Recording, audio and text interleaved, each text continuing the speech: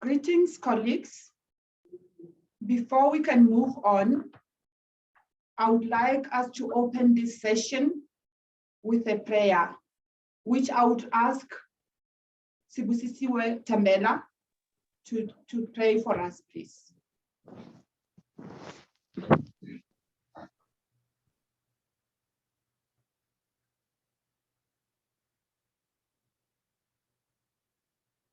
Good day, all.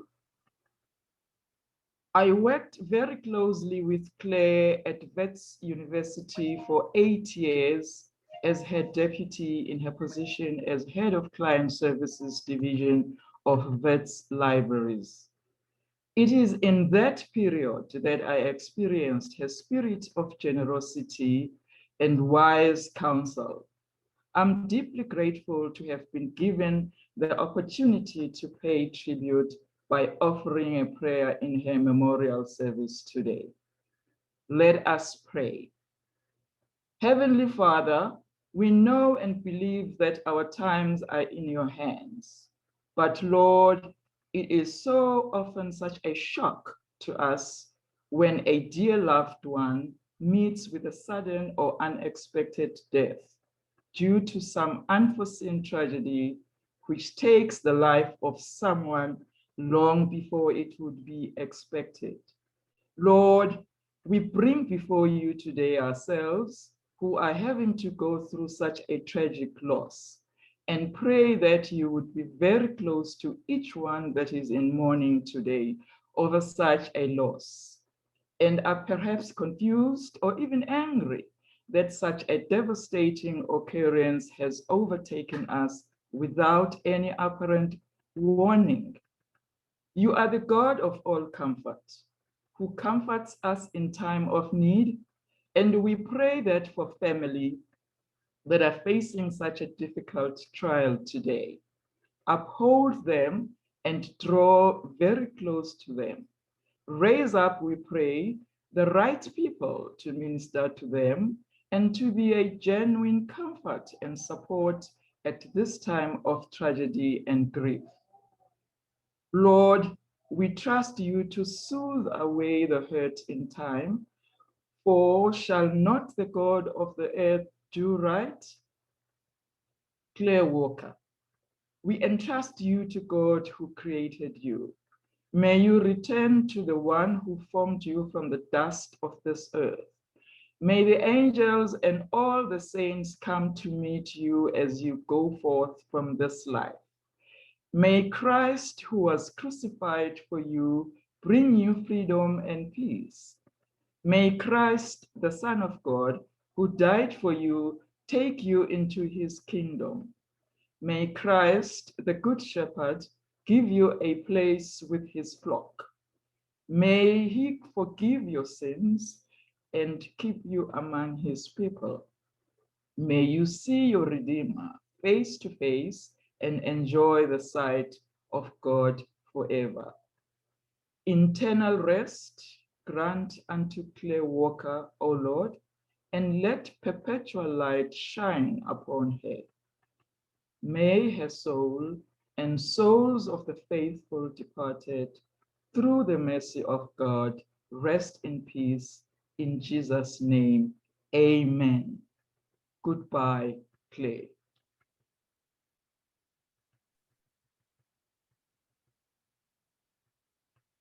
Thank you, Sibu, for opening the session with the prayer. We'll now move on to the LIASA president to allow her to welcome all those who have joined us this morning. Over to you, Ms. Nikki Crowster. Good morning, Program Director, LIASA colleagues, Elizabeth and other family members, LIS practitioners and friends, all protocol observed. Welcome to the LIASA hosted memorial for Clare Walker, the sad circumstance of Clare's passing that brings us together, offers the opportunity to celebrate Clare's contribution to LIASA and to the LIS sector, and to honor Clare as a person, a colleague and a dear friend. The other day, Elizabeth expressed the hope that this would not be a mournful event. Knowing LIASA colleagues and knowing Clare, it surely will be a time of reflection, laughter, and quiet smiles, no doubt alongside some good-natured exasperation. Our program focuses on Clare's career and impact on LIASA, and it is not possible in a meager 2 hours to provide a platform for everyone wishing to share their tributes to Clare. Therefore, we invite you to post your tributes and your messages either to the LIASA Clare Walker Memorial page, the link is in the chat, or to the chat from where we will pick up such and post to the memorial page. You may wish also to provide a video or an audio message, and if you need help in this regard, send a request to president@liasa.org.za. The outpouring of shock and grief at the news of Clare's passing was overwhelming, with many observing Clare's influence at conference, especially at the annual LIASA AGM, and how this would be missed. I can relate fully as Clare became entwined in my day-to-day LIASA business life. I benefited from Clare's wisdom, humbly wrapped up in lengthy emails and text messages, and dare I say we became friends, and Clare became someone very important to me. Due to work schedules and COVID-19 restrictions, I never got to take up the invitations to lunch or the seaside meetups with Clare and Elizabeth.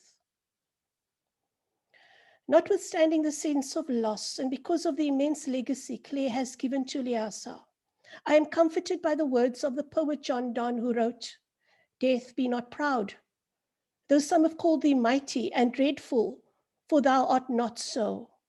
For those whom thou think'st thou did overthrow, die not." Clare lives on in our hearts and through LIASA and the contributions to the sectors, and we will hear a lot of this morning and read those in the memorial testimonials. But we, the LIS practitioners, will continue to remember Clare by emulating her kindness, courage, determination, mentorship, and friendship. Clare, we share your sadness. Know that we love you too and value you as a member of our community. Be well, everyone, and be safe. Thank you, Program Director. Thank you, Madam President. Greetings to the LIASA Executive Committee, Representative Council, AFLA, IFLA, members of the LIS, colleagues, all protocol observed. My name is Mokgadi. I am Rebecca, and my surname is Senyolo. I am the National Secretary of LIASA, and I'm based at UNISA. Let me first start by saying I worked with Clare over 12 years ago. And I would like to first convey my sincere condolences to Elizabeth, the family, friends of Clare during these difficult times. Today is going to be a very hard day, but I am thankful that you are all here. As we come together to pay tribute and show our last respect in celebrating the life of this outstanding librarian, the giant of our LIS sector, our stalwart in the profession, one of our pillars and veteran in the Library Information Association of South Africa, LIASA, that is Clare Walker. When I arrived at Wits some years back, it was during the ULIS conference, and I was received by the warm welcome of Clare. Little did I know that she even prepared an orientation program for me, because I've arrived a few days before the conference, which was going to take place at the Wits Education Campus in Parktown. That is when Clare introduced me to Elizabeth. And Elizabeth was still working at the then Donald Gordon Hospital. At work, I remember the other time, Paiki, who was the deputy to Clare by then, was not around. He was on leave or something. And the Senate Library Committee wanted us as the library to present our services. And there I am, Clare asked me to step in. And she made sure we prepared documents, files, way before the Senate Library meeting, so that we really present library in a very better way, because that's what she would always prefer. It went very well, and I even went out of the education and training section, and I went to manage one of the branch libraries, and I still served as the board, at the faculty board, and she would come back to me to say, the colleagues, the Senate Library Committee are very impressed about your work. And that's all because of her support, her mentorship, that we were all thinking great and do our work accordingly. When IFLA conferences arrive, I remember the time when South Africa, LIASA, was hosting IFLA for the first time in the country in 2007. Here at Wits, Clare had us, all of us, the staff that were attending the conference, we were workshopped. As you can all understand that IFLA is having a massive program. We had our own program. By the time of the conference, each one of us who is attending had her or his mini pocket conference. We knew what to do, where to go, at what time, at the sessions when the conference, the IFLA conference starts. Same applies to the LIASA conference. At Wits, Clare would coordinate everything. I'm sure you will bear with me that at your various or respective institutions, you are allowed to register, fill in the forms, and all. At Wits, Clare was doing all that for us. All we were going to do was to be called to sign or to collect our travel documents and accommodation. All will be set, and thanks to Clare.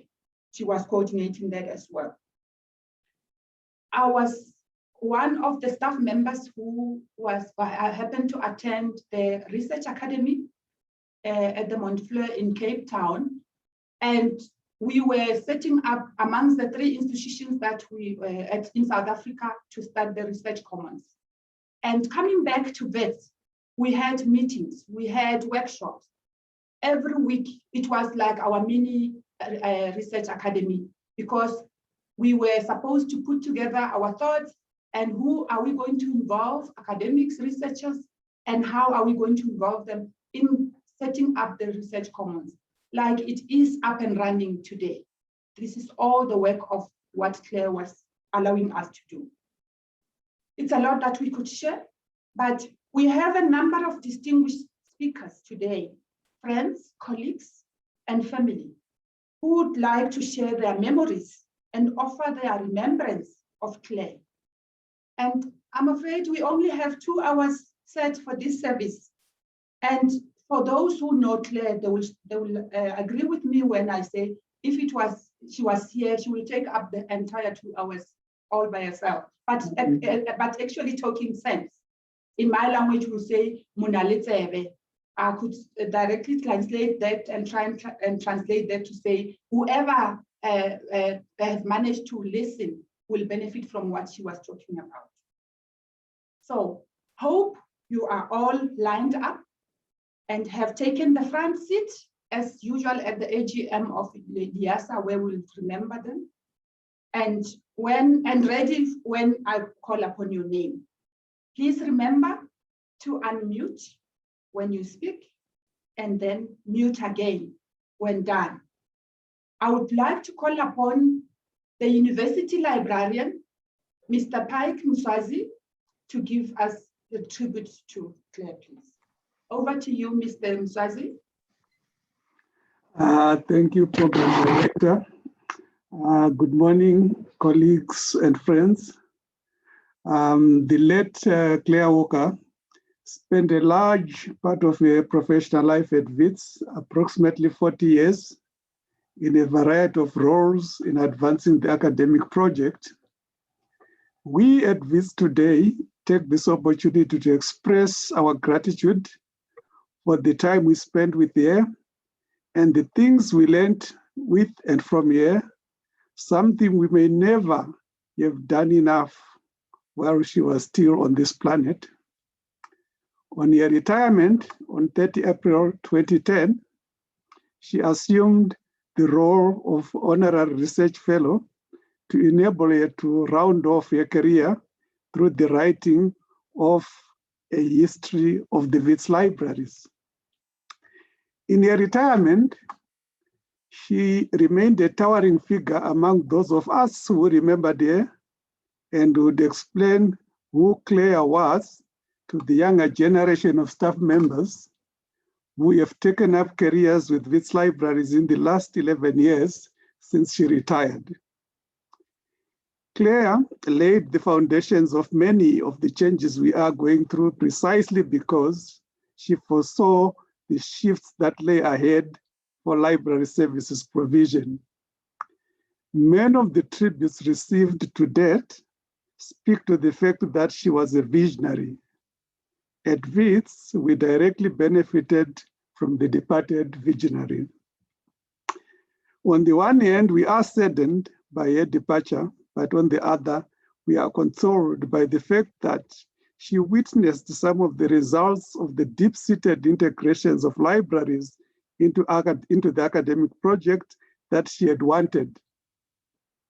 In numerous encounters whenever she was on campus in the last 11 years, she would describe progress on the book project she was planning, but never forgot to mention she would want to reshape her book project to include the now and the future. And here I'm quoting her exact words.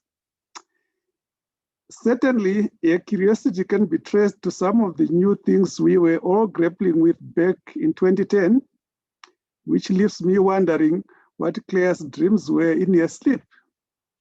For example, its colleagues may recall how much she wanted to master the e-book side of things when we were trying to introduce these into training programs, and would ask very pertinent questions like, have we enough e-books relevant to our general users? To the operations team, the details were clear, but to her, and understandably, at a level, she was not sure if we were doing things prematurely. The majority of us who logged into this memorial service will relate similar engagements with Clare, and I'm sure we all have different examples that we can speak of. At the end of it all, we will all remember her for her attention to detail in whatever she did. And I think the program director already alluded to that. And Sibusisiwe also alluded to that. This is in many ways what distinguished her professionalism and helped her achieve what we are celebrating today as we mourn her loss. Allow me to share a snippet I picked up as I was preparing for this service. Now, as part of the end of exercise that this is what she wrote down about the client services portfolio she headed as she left in 2010. And I quote her, there were 6 meetings a year, 6 pages per meeting, so less than 40 pages per annum. This could be held all in 2 ring binders quite easily, I think. In conclusion, and on behalf of my Wits family of colleagues, I say, Clare, you will always be in our memories. Elizabeth indicated she will get in touch to close the files Clare was working on. So to Elizabeth and family, we are at a loss to imagine how it feels like right now, but we ask that you please accept our sincere condolences. May Clare's soul rest in peace. And to LIASA colleagues, we thank you for the opportunity to share our grief with all of us, mourning the loss of a giant to the library profession at large. Thank you, Program Director. Thank you, Paiki. And indeed, she will be sorely missed. I'm sitting next to her office at Wits University in the library, and we will remember Clare in all the corners. I would like to call upon the former student, a colleague, and a close friend to come and pay her tribute as well. Dr. Genevieve Hart, the stage is yours. Please remember to unmute as you speak. Over to you. Yes, thank you. Yes, I have unmuted. Good morning, everybody. It's a huge honor, I must start by saying, it's a huge honor. I must start my video, sorry. Is that right now? Okay. First of all, it's a huge honor to speak to you all about Clare. I'm going to miss her terribly. I'm going to talk about her as a student, as a teacher, as a valued professional sounding board, and as a special friend. I first met Clare in the early 1990s when I joined her honours class. I must say I was a little nervous on taking up the studies. I was nervous about juggling my studies, my hectic job as librarian at St. Barnabas College, and my family life. And I must admit, I did find her a little formidable, when I'd met her first a couple of months before that. But soon I was swept up in the joy of reading, of thinking, of exploring new ideas under her leadership. I found her to be a great teacher with a distinctive, rather understated style. She would introduce a concept or theme, muse a little aloud, and then she'd unpack it, trace the threads of meaning, and then hand it over back to us for us to research, read up, and report back the following week for the discussion next week. In her class then, I was free to follow up my growing preoccupation with the role of a school library and a university library for that matter, in a student's learning, looking for answers to the day-to-day questions that kept arising as I worked with my students. So my abiding research interest and professional interest in information literacy was sparked in Clare's classes. I must say I was sad when the Wits Library School closed. Was it in 1991, I think? Thinking what a waste it was to lose Clare as an educator. I really hoped she would find a niche in another institution or another library school. But obviously, clearly, her loyalty lay with Wits and with Johannesburg. And I think perhaps, maybe, yes, I think she did. She channeled her love of teaching into her new position in the Wits Library, which we've been hearing about. The wonderful tributes on LIASA's memorial page provide evidence for her role in encouraging and nurturing the librarians there. One wrote, Clare Walker saw my potential and gave me the opportunity to become a senior librarian. She used to say, I know, Linda, you can do it.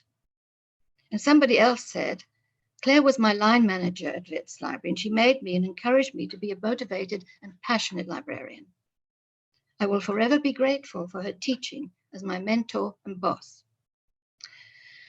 And of course, she did follow her bent for teaching in the wider world. For example, in her work for IFLA's section for continuing professional development and workplace learning, where according to Professor Blanche Walls of San Jose University, she was a driving force from its beginnings.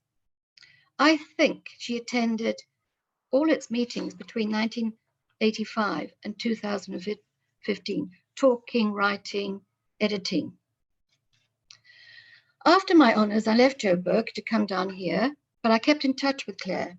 And over the years, she became a valued sounding board for my research and professional work. She and Elizabeth, I remember, put me up as I embarked on my doctoral research on my way through to Mpumalanga. And we sat up for most of the night talking about it. And I was delighted always to see Clare with Elizabeth, always close by, in the auditorium whenever I gave a report on my research. I knew she would listen carefully and then stand up and ask a pertinent and often probing question. Glancing through our emails the last few days, I see how often we talked about my various professional projects like the Transformation Charter, the investigation into library policy, the renewal of the NCLIS Act. I would agree with one tribute on the LIASA memorial page that praises her honesty, saying she didn't mince her words. Yes, she certainly did have a critical eye. There were times Clare and I disagreed, but I always respected her depth and breadth of understanding and knowledge, and I really hope she did mine. I think she did. Our correspondence also provided wonderful glimpses of her, can I call it, it's the only way I can put it, her Clareness. There just is no one else like her.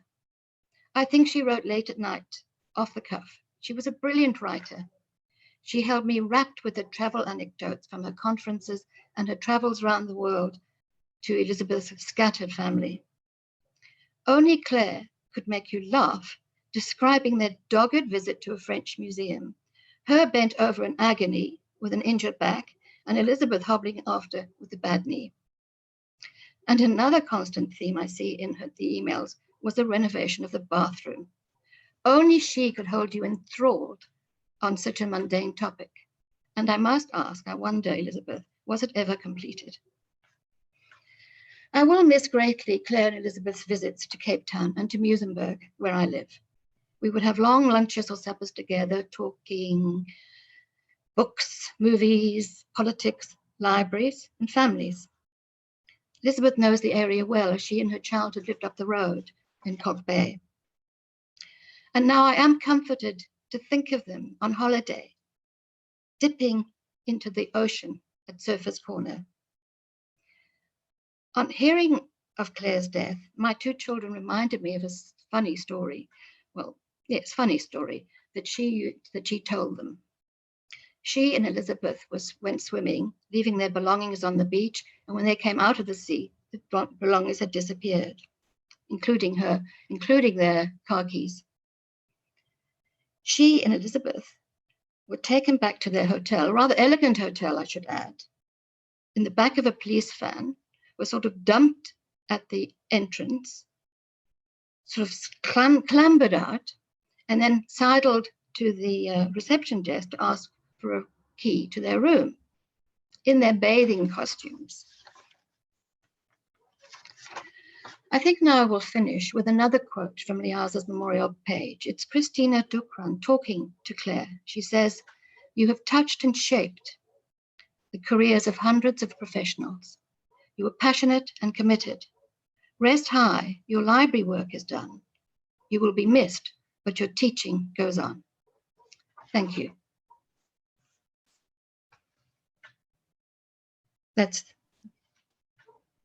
Thank you, Genevieve. Indeed, if you have been taught by Claire, she was a great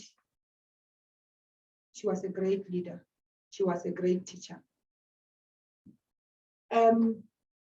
Moving on with our program, I would like to indicate and point out that we are swapping the following slots that are followed. The ALASA will come first and then will be followed by SAILIS. So I would like to call upon Mr. Robert Moropa, who will talk more and pay tribute to Claire as well, from the African Library Association of South Africa, ALASA. Over to you, Mr. Moropa, one of our past LIASA president. Thank you, Madam Program. I'm grateful to LIASA for granting me this opportunity to pay tribute to one of our illustrious members of our profession. Greetings, colleagues. May I take this opportunity to express my deepest sympathy and condolences to Elizabeth, the entire Clare Walker family members and friends. The passing away of this gentle intellectual giant of the LIS profession in South Africa is indeed a great loss. If anyone were to ask me what words come to mind when you think of Clare, well, there would be quite a number, but ones that I would like to highlight would be commitment. We all know how committed she was to the profession. The other words would be consistent service. She just never got tired. You know, she was full of energy. At each and every conference you meet Claire, she's up and about. I don't remember a conference I attended where Claire never made a contribution. She was dedicated, and she was consistent in serving the profession. The word that I would like to elaborate on, and maybe which perhaps may not make sense to some of you, is the one, the word or the term bridge builder. This is one term that comes to mind when I think of Clare. And you will see why this term is important for me and for all of us as members of LIASA. But for this to make sense, I'll just give a perspective and a bit of background from ALASA's perspective. ALASA was born in the heydays of apartheid in the early 1960s. Its focus was the development of the Black South African librarians. SALA was the association for white librarians. Black librarians confined themselves to ALASA even after SALA, which became SAILIS in the 1980s, opened its membership to Black librarians. Very few, if any, qualified librarians took up that offer, but they regarded their home as ALASA. Now, there was a mistrust and between the two organizations. Sometimes, I think you could say, bordered on hostility. Following the release of Nelson Mandela and the unbanning of the ANC in the 1990s, in 1990, the wind of transformation started blowing in many sectors or areas in the country, including in the LIS sector. As I've already mentioned, there existed mistrust amongst the various associations or the LIS formations. There were quite many. You had ALASA, you had SAILIS, you had LIWO, and many other organizations. They were sort of all organized along racial lines, as because of the apartheid policies.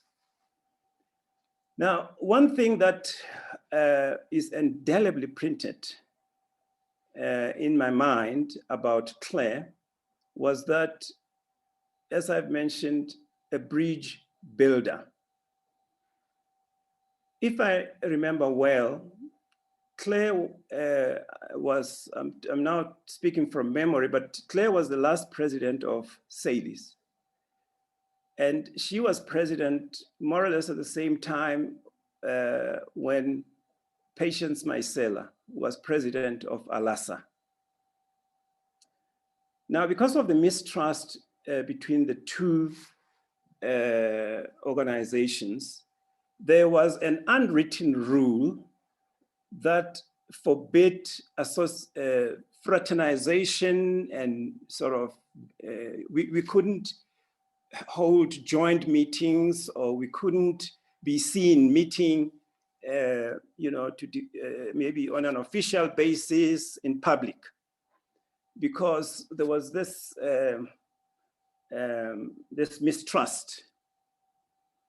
However, I can mention here today, and maybe it'll come to some of you, perhaps, as a surprise, to hear that there were constant meetings that were held clandestinely between patients and Clare. And how I got to know about these meetings was that when the negotiations or the discussions for unity started, you know, we went through LISDESA, ULIS, and all that. I was appointed or elected to represent ALASA in these formations. And I had regular meetings with the late Patience Maisela to brief her and also to get instructions, of strategy and tactics from her. And she used to then, refer to these meetings. So some of you may not be aware that the foundation actually of LIASA was shaped by these two towering leaders of our association who have now departed, Patience and Clare. And that's how I then came to attach this word to her memory, bridge builder. Clare was the only, as far as I remember, was the only senior white member of SAILIS who regularly attended the ALASA conference. And even at the ALASA conferences, she was very active, willing to contribute, and associated freely with the other ALASA members. Clare has run her race, and she will indeed be sorely missed. She has made her mark. Somebody mentioned to me that, there are no two people with the same fingerprints. And the person was saying the reason for this is because each of us have got a unique contribution that we are to make. And I believe that Clare has made hers, and I believe that she will be remembered for this unique contribution. And as Genevieve mentioned earlier, she referred to the clearness. There wasn't any other Clare. And I think we will all just remember this clearness, which will be missed at conferences and so on. I would like to conclude by quoting 1 Corinthians 15, verse 54 and 55. And when the perishable puts on the imperishable, and this that was capable of dying puts on freedom from death, then shall be fulfilled the scripture that says, death is swallowed up, utterly vanquished forever, in and unto victory. O death, where is your victory? O death, where is your sting? Thank you, Madam Chair. Thank you, Mr. Moropa. Indeed, we will miss Clare's unique contributions. And we thank her for laying the foundation, a firm foundation for LIASA. And we are proud librarians because of the giant of the like of Clare's caliber. Moving on, we would hear from the South Africa Institute in Library and Information Services, SAILIS, and that will be by Dr. Peter Lor. Over to you, Dr. Lor, if you have managed to connect. Oh, there he is. Thank you very much. Thank you, Program Director Elizabeth, family. dear colleagues. Thank you for this opportunity to add to today's tributes to our departed colleague. As I indicated in correspondence, I'm not quite so familiar with the LIASA situation, SAILIS situation, and I shall concentrate on the closing chapter of SAILIS when LIASA was established. Now, I'm privileged to have known Clare for more than 40 years. I first met her in 1980 when she was teaching at the Wits Library School, and Professor Muswazi had invited me to give some guest lectures there. Clare was one of the lecturers, and as far as my limited recollections go, she was the leading spirit in the school. We were both still in our 30s, and Clare was an impressive academic with an Oxford degree, bright as a button, articulate, an excellent teacher, and dedicated and thorough. After this period, our paths crossed from time to time, including at UNISA in the 1980s, when she was studying, I think, for a master's degree under Professor Anna Lowe, and also at SAILIS conferences, when she rose in the echelons of the organized profession. If I recall correctly, and please bear with me because it's a long time ago and I don't have documentary evidence for all these recollections, we were both elected as fellows of SAILIS in the same year, 1986. During these years, we were both involved in SAILIS as members of the committees of our respective branches and as members of SAILIS Council. And I was always impressed by her intellect and her active participation. She was always wide awake. The respect she earned from her colleagues led to her election as president of SAILIS at the time when the movement to form a new association was well underway. I think she knew that the end of the road was looming for SAILIS, but she took on the presidency resolutely. Clare participated actively in LISDESA and the ULIS processes, which John has already referred to.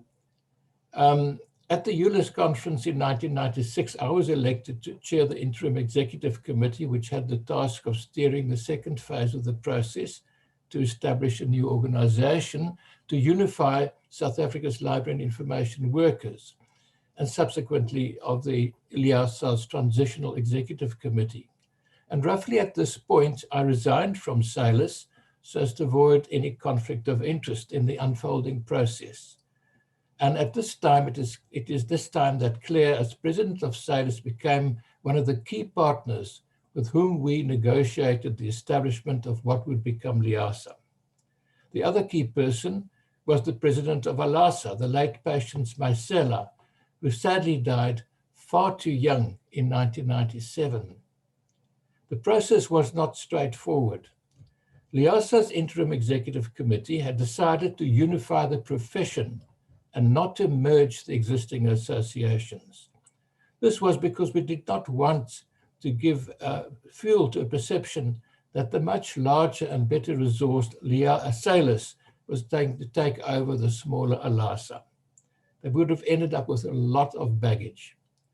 We therefore asked both SAILIS and ALASA not to transfer their members, but to disband and to encourage their members to join the new association. Now, this wasn't an easy decision for these associations. Many of their members were not happy with the idea, but in the end, both associations disbanded within a year after LIASA was formally founded in 1998.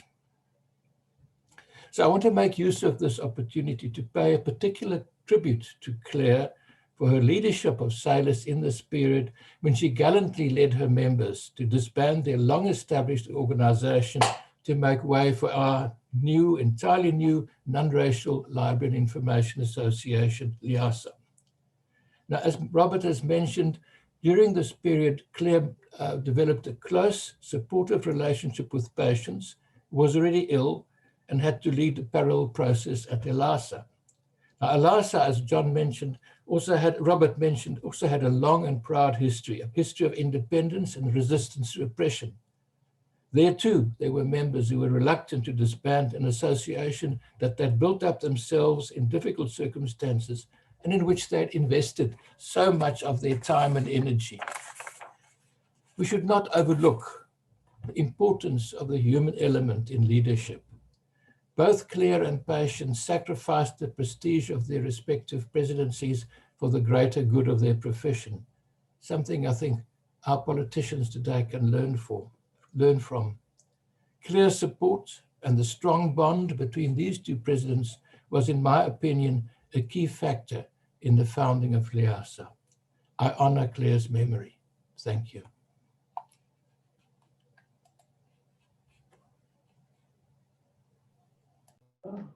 Thank you, Dr. Lor. And it's always good to have some of our veterans amongst ourselves and to hear where they indeed come from and the foundation that they've laid that we are in today, and we're moving forward being the proud librarians. I would now move on to our next speaker to pay tribute, and that will be also focusing on LISDESA. If I remember my librarians, the past librarians' information, it should stand for Library and Information Services in a Developing South Africa. So it will be from the LISDESA and ULIS, which is also the unification of Library and Information Services. That will be delivered by Mr. John Tsebe. Over to you, Mr. Tsebe.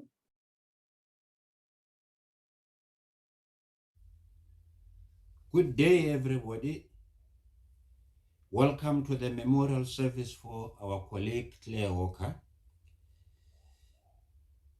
I convey my deepest condolences from the depth of my heart, with the warmest condolences and sympathies to friends, beloved friends and families, colleagues, both in the country and in the international library information services scene.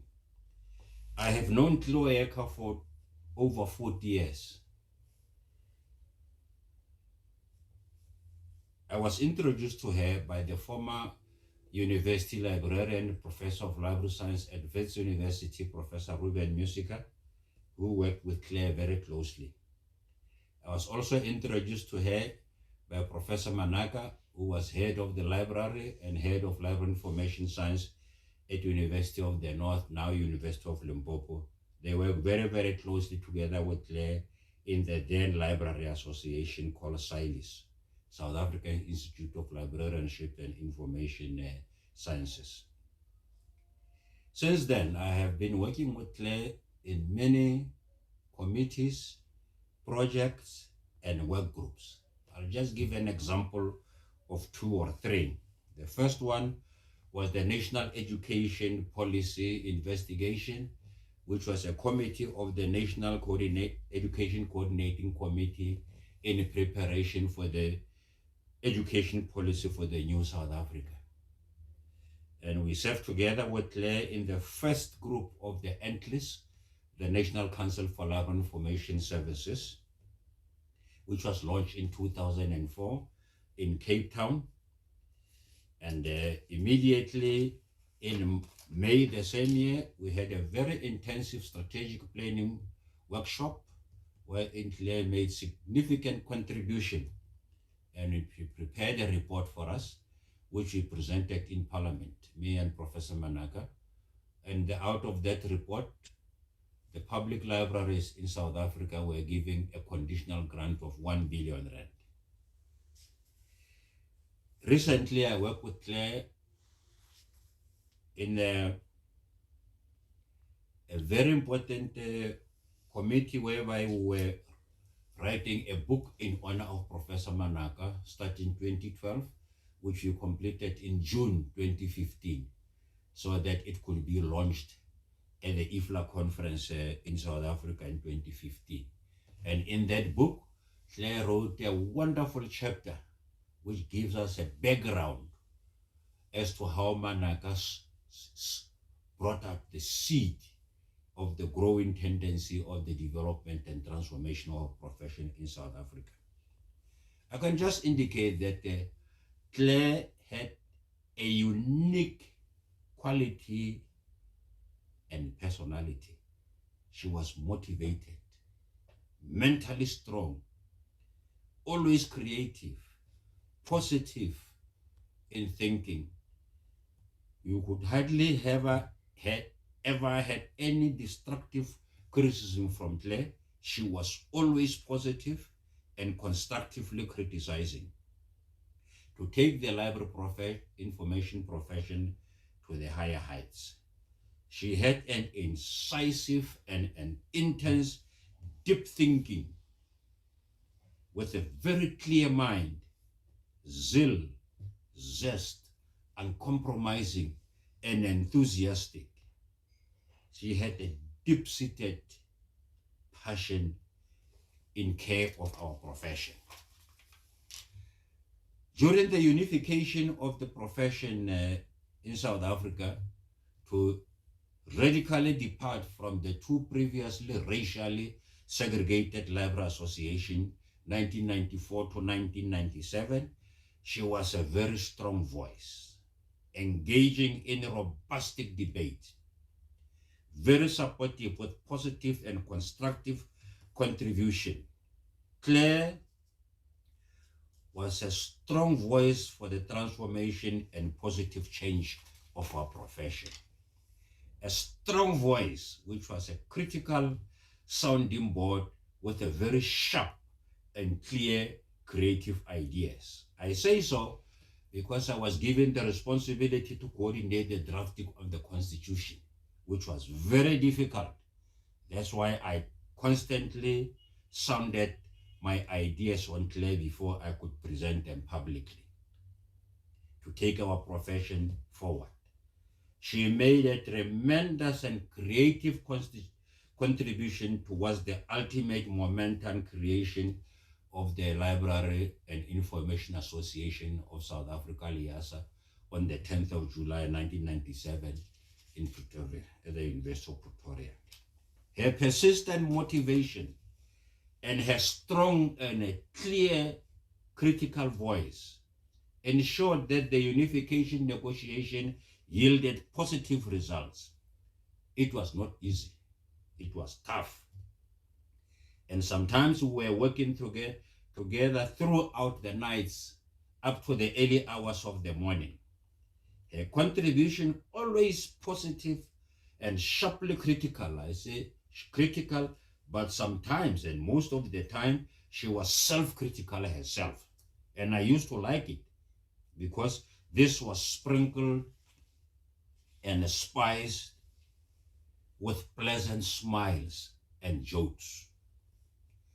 During this difficult period of our negotiation, I realized that she possessed a highly sophisticated level of emotional intelligence, characterized by self-criticism and a sense of impulse control. She could be having a strong voice, but control her emotions consistently and persistently with a great amount of zeal and zest, forward-moving energy, and inspiring motivation and empathy. She was really a unique character with very strong personality, passionately dedicated to the LIST profession. And colleagues, as I gave my deepest sympathy and convey them to the family, the beloved family, the friends, the colleagues in the profession, both in South Africa, LIASA, and the international community, I would like to indicate that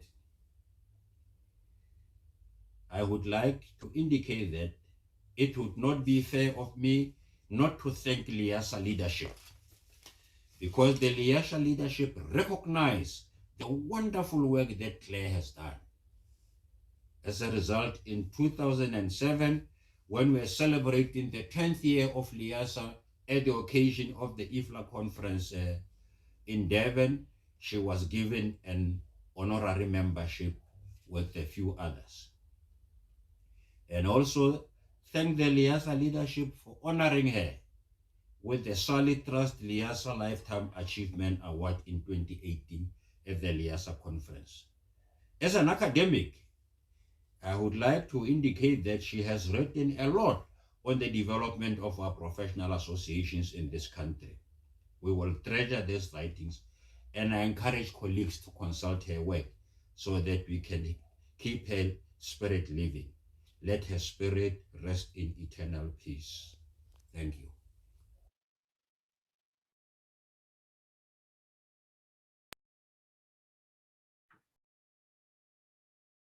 Thank you, Dr. Tsebe, for reminding us that we really have lost a strong person, the personality of Clare's caliber, and we will always remain proud as the LIS profession with all what she has done for us. Without further ado, I would like to move on to call upon our next speaker, Dr. Kay Raseroka, who is going to focus on the IFLA Executive Board, international and the transitional role. Over to you, Dr. Raseroka.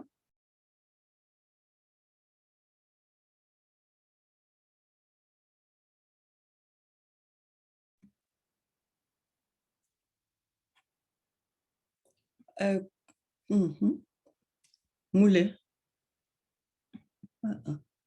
Yes, Dr. Raseroka, we can hear you. You can continue. You can hear me? Okay. Yes, thanks.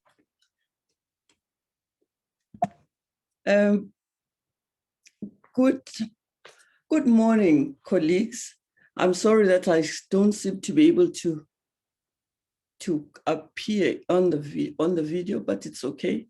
You can hear me. That's good enough. We can hear and see you. Now you have removed the video, but continue, Dr. Kay. Okay. First and foremost, may I just say to you, my colleagues, please accept my deepest condolences on the passing of this very important and wonderful colleague that we have had we've been given over the 40 years or so, and we have shared our lives with her. For those who do not know me, I am Kay Raseroka, retired Director of Library Services of the University of Botswana, and IFLA President of 2003 to 2005. I would like to say thank you to the LIASA President, Nikki Crowster, and her colleagues for making this opportunity available, but also say thank you to Lindy Ntapo of the IFLA Regional Office for facilitating our joining in this program to honor Clare and celebrate her life, and also join family, friends, and colleagues as we meet virtually in this very important moment. Would like to thank Clare Walker and celebrate Clare Walker's life for the invaluable contributions to the development of the library and information profession at large. Clare has been described by colleagues, and I join them in this, as a deep thinker, a meticulous organizer of networking and collaborative working opportunities, and a passionate advocate for continuing professional development.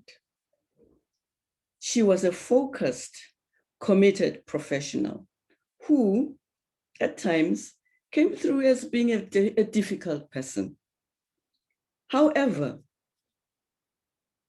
one need only see Clare work to work herself to the bone, and thus she was equally hard on herself, if not more so. Her gruff manner belied deep humanity and warmth and caring about just all the colleagues that she met. It did not matter at what level you were. You were someone that Clare treasured and had something deeply meaningful to share with you or pull out of you. When you least expected a debate or a discussion, you would find yourself engaged in discussions and thinking beyond your normal day-to-day life. Clare and I met at the Brighton IFLA conference in 1987. Thanks to the name tags that IFLA provides that declare your country of origin, we discovered that we were from neighboring countries in Southern Africa. And importantly, we're also maybe no more than 5 women from Southern Africa, because at that time, the predominant leadership that attended IFLA from Southern Africa, whether South Africa or Southern Africa and East Africa, were predominantly men. So in a way, we were thrown together by being women from Southern Africa, and we struck a friendship of talking, probably at times not even stopping to have the bites that we're having, the lunch that we're supposed to be sharing. The camaraderie that developed over the years enabled us to engage in a passionate but respectful discussion and discussions that bridged political perspectives about the South African injustices that prevented African librarians, Black librarians, from being fully accepted as association members entitled to participate in IFLA in their own right. As a South African by birth, though working in an independent country, the racial tensions that we carried along with us, given our backgrounds, could easily have derailed the engagement that we were nurturing. However, Clare's openness and my own willingness to engage openly without feeling that I should hold back, and our professionalism and particularly the shared aspirations about the benefits of non-racialism assisted us to override the prevalent politics of the day and focus on constructive professional solutions through rapport and goodwill. We thus committed ourselves through the correspondence and telephones to work constructively over the years within the library professional structures that were available to us, in which we served as officers, and to advocate for systemic analysis of the issue from various angles and hopefully facilitate positive change, particularly in the recognition of all librarians in South Africa as members of IFLA if they so wished to join. Hence, as a member of SAILIS, Clare engaged with IFLA members, IFLA colleagues from her association who used to attend IFLA regularly to begin to address the issue within SAILIS on its role in buttressing the discriminatory practice in the provision of library services. On our part, as the IFLA Africa section members, under the leadership of the chairman, Bat Nwafo, the late university librarian, of Jos University in Nigeria, we actively engaged the IFLA leadership, discussing with them and seeking support of the like-minded sections to interrogate the justification for IFLA policies that supported SAILIS as the sole association entitled to represent South African librarians. 8 years later, in 1993, IFLA established a commission under the then IFLA Africa section chair, Boyega Banjo from Nigeria, to engage in discussions with members of the racially divided library associations in the various parts of South Africa, particularly in the cities. We traveled across South Africa together with members who represented the British Library Association, Debbie Shirley, who was then from Northern Ireland, Auke van der Kooi, who represented the Dutch Library Association, Oili Kokkonen from Finland, and myself, discussing and negotiating, trying to understand the barriers that each of the library associations saw in participating as a one library association. Already the wind of change, of course, was already there, and it seemed more pragmatic that we should be looking at canvassing a change of thinking from the racially divided library associations, and also the past histories of self-bootstrap librarianship that people had engaged in that have already been referred to. The discussions with members were very interesting. There is a report, an IFLA report, for those who want to read what was done then. But for us, when we met with Clare, we didn't pat ourselves on our back, on each other's back. We just knew that aluta continua, because there was lots of discussion that still needed to take place. But the positive vibes that we got were the ones that laid the foundation for us to talk together. This was a return on the investment of over 8 years. Clare's contribution to the groundwork on and success of the unification of South African library associations and the birth of LIASA is well presented through Clare's own seminal paper presented to LIASA in 2017. And of course, colleagues have shared this in this particular memorial.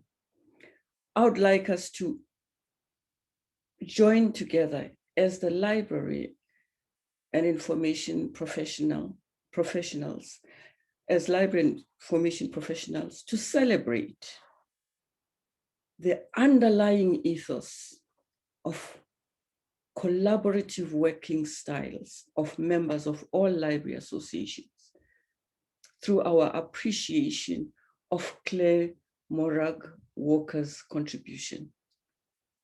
She focused on camaraderie based on a vision that she would share, discuss, and persuade all those whom she worked with and contracted with as foot soldiers to have absolute commitment to the fulfillment of that agreed vision. foot soldiers who apply their intelligence unflinchingly and constructively to the service of communities and nations through the library and information service. And then the vision that gets achieved through goodwill and networking across diversity and distances.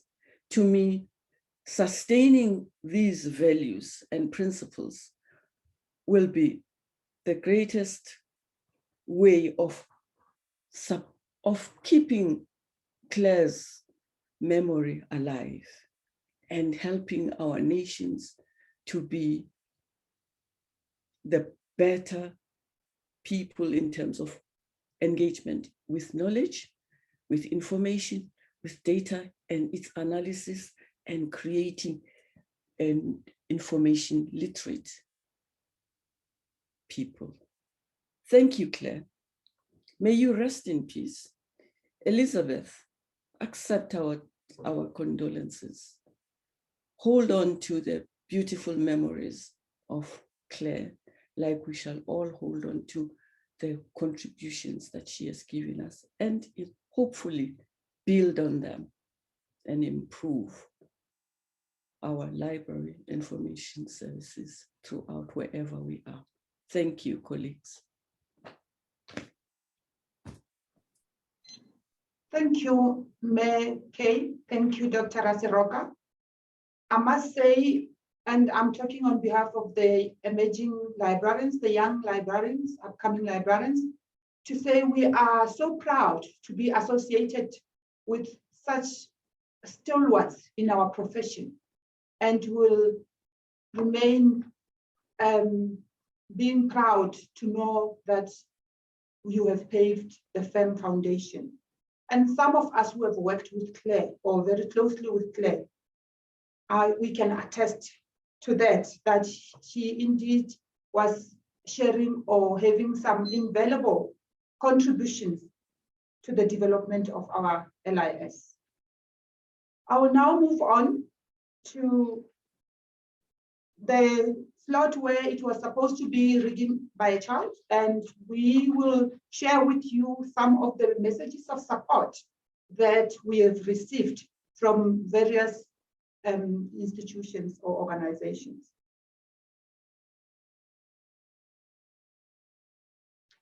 From SALI Trust, South African Library Information Trust, Clare Walker was special to the SALI Trust because, together with others such as John Willemse, she played a crucial role in its establishment in 1998, following the dissolution of SAILIS and working with other library associations to form LIASA. Clare had the vision to realize what such a trust could mean for the development of libraries and librarians in South Africa, and is recorded in the original trust deed as the founding trustee. We were deeply shocked to hear of her passing. The trust, though, was just a small part of Clare's immense passion for, contribution to, and impact on the library profession. You will hear from many about all that she accomplished. It was fitting then that she was the recipient of the SALI Trust LIASA Lifetime Achievement Award at the 2018 LIASA conference, to add to the other awards and honors conferred on her. It was very pleasing to be able to acknowledge and celebrate with Clare what she meant to the profession.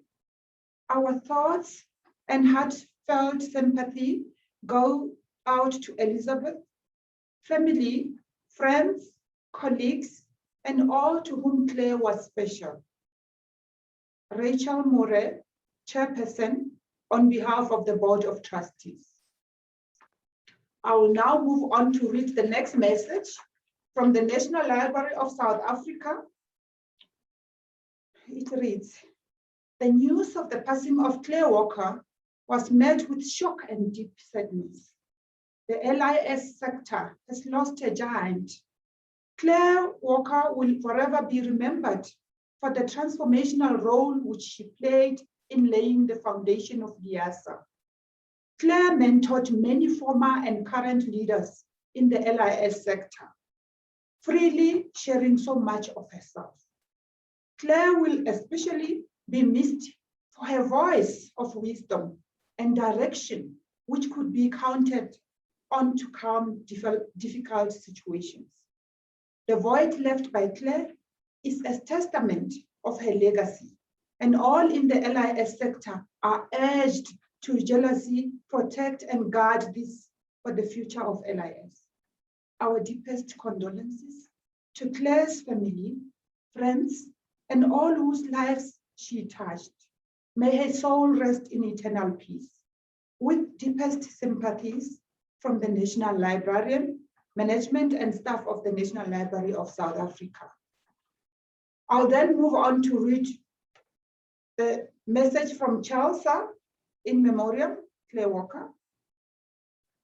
On behalf of CHELSA, Committee of Higher Education Libraries of South Africa, members, I express our deepest condolences to Elizabeth, family and friends on the passing of Clare Walker, 18th May 2021.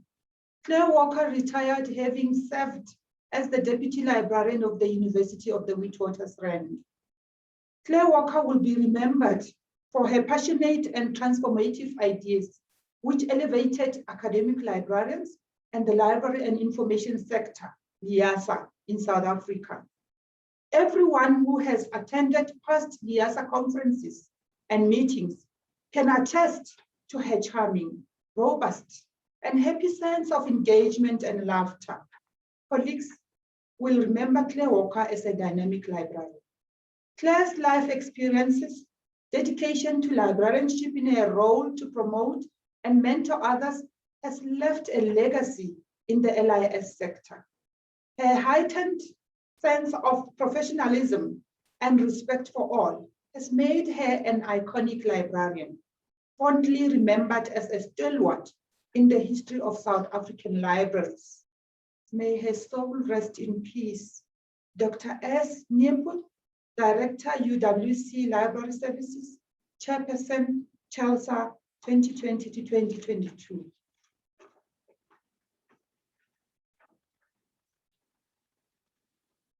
These are the messages of support that we have received so far, and members are referred to the tribute page that is on the LIASA website for more of these outpouring messages of support and condolences to that page on the LIASA website. Next, as our speaker is to pay tribute to Clare Walker, is our past LIASA president and IFLA president, and a Wits colleague, and that is Miss Ellen Tise. Miss Ellen Tise, over to you. Thank you very much, Rebecca, for the welcome and the introduction. Good afternoon, colleagues, friends. Let me first say this. When I heard the news, Nikki Crowster, the LIASA president, when she sent me the message to say that they've just heard that Clare had passed away, I just arrived at home from work, and I looked at my cell phone, and I just said, "Oh no!" And there was somebody in the home and asked, "What's wrong?" And I said, "Oh, I just received this news of Clare Walker, who has passed away." And I just could not believe it. I was just so shocked.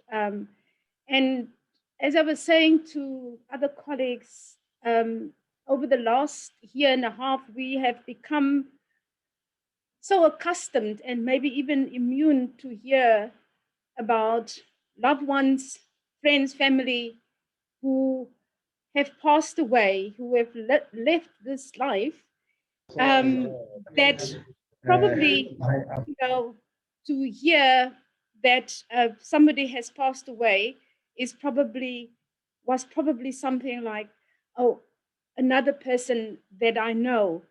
But this was so much, much more. Even though we have had experienced what we've experienced over the last year and a half, it was like really touching me in the gut, because it is probably one of the persons that I would not have thought or even think about that is somebody that would probably be gone, you know, at any point in time, just in terms of what she represented and who she is. So subsequently to that, when the LIASA president also contacted me and asked me if I could work with the LIASA Exco to in planning this memorial service today, and I said to Nikki, and when I met with the Exco on Saturday, that it was the one time immediately after a very, very long time that I immediately, and I just felt that I have this huge, huge responsibility, and that I had committed myself to say that I will definitely participate, and I would like to advise LIASA on this, and that is just because of the huge, huge respect that I have had for Clare. Now, I think if Clare was here with us today, and she's in a sense with us because we're all celebrating her illustrious career, the impact that she made on our profession here in South Africa, the broader continent, and internationally. And that is, I think, she would be sitting here smiling and probably also critique even those of us who are speaking and acknowledging that. And I think she's smiling, she's here with us, she hears this. And I think she's happy to hear how much she had meant to all of us, as we've heard from the colleagues. And I, as I said, I have had the opportunity to work with the LIASA Exco in this, and I'm so pleased with how well this had worked out, because I also used the opportunity to make sure that I will have all the other, our other very well-known, high-profile people that have made an immense, immense contribution, all of them who have spoken so far, that I have actually very little or less to say about that contribution that Clare had made, and I would rather just give a few personal view as my role from when I will mention that now, when I met Clare, and then of course as a member of the Interim Executive Committee of ULIS, and then of course as one of the founding members of LIASA, and of course LIASA's first president, and then later also becoming IFLA president. So, and all the colleagues who have spoken this morning, they all of course have had with Clare a profound and an immense role and impact in my career and what I have achieved. So I also want to acknowledge each and every one of them because they are all have contributed to what we have today, and that we can still have an association in South Africa, that we can still play this major role that we have, that we've played on the continent internationally. And also, as we've seen from the recent elections of IFLA, that we will have two members of South Africa on the IFLA governing board in its new structure, and that, you know, how we have really grown, and the development as well as the contribution that we've made and the recognition internationally that we also have a lot to offer. And then for many years, we have also heard from other countries, people have always come to say, what are you doing in South Africa? We want to hear from South Africa. And it's not just what we get from the north and from other countries, but what we can actually also, that we have a contribution, that we can shape our own profession. And that, of course, that we do that through collaboration, and that we can all be proud of. And as we've heard, Clare had played a major role in all of that. So before I continue, I therefore want to first of all also express my deep condolences with Elizabeth, Clare, and Wits University, and of course LIASA, as Clare was, of course, as we've heard, one of LIASA's outstanding members. And again, as we've heard, we would not be here today if it was not for the sacrifices and contribution that Clare had made. It is also a privilege and an honor for me to have this opportunity to also say a few words in commemorating and also celebrating Clare Walker.